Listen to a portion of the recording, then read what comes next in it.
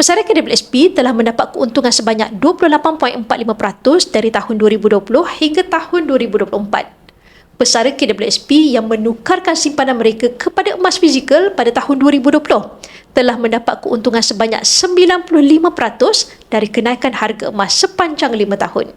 Dari kenaikan harga emas yang mendadak, penyimpan emas bukan sahaja nampak jurang keuntungannya besar, tetapi telah juga mengelakkan nilai simpanan mereka jatuh akibat kenaikan kos sara hidup dan inflasi. Simpanan emas adalah simpanan duit yang anda tidak akan guna dalam masa sekurang-kurangnya 2 tahun. Jadi buat pesara, pastikan anda simpan sebahagian simpanan persaraan dalam bentuk wang untuk kegunaan harian dalam masa tempoh 2 tahun. Dan selebihnya, simpan dalam bentuk emas untuk elakkan dari nilai simpanan anda jatuh.